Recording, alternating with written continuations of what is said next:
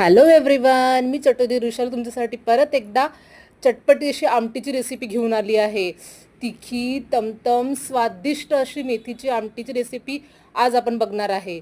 तुम्ही कधी ट्राय केली आहे का मेथीची आमटी? नसेल केली तर एकदा नक्की करून बघा.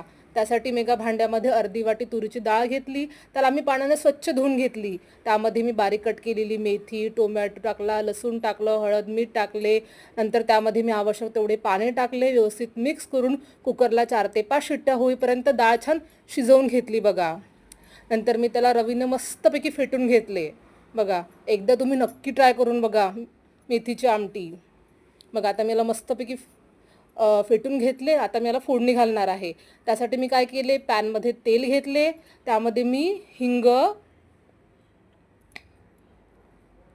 नंतर जिरे, मोहरी आणि बारीक कट केलेला कांदा घालणार आहे बघा. आता मी याला मस्तपैकी शिजवून घेणार आहे आणि त्यामध्ये मी टाकणार आहे तिखट. हळद आपण डाळ शिजवतानाच टाकली होती ना, त्यामुळे आपण हळद परत टाकणार नाही आहे, बरोबर आहे. आता याला मी थोडंसं पाणी टाकणार आहे, यामुळे आपला मसाला व्यवस्थित शिजला जाईल. नंतर त्यामध्ये मी आपण जे डाळ फेटून घेतली होती ती घातली. आता व्यवस्थित मिक्स करून मी मस्तपैकी शिजवून घेणार आहे बघा. डाळ शिजवताना आपण थोडंसं मीठ टाकलं होतं, आता अर्धं मीठ आपण आत्ता टाकूया बघा. आता मी याला व्यवस्थित मिक्स करून घेणार आहे आणि मस्त गदगद गदगद शिजवून घेणार आहे बघा. बघा आपली आमटी शिजत आली आहे बघा.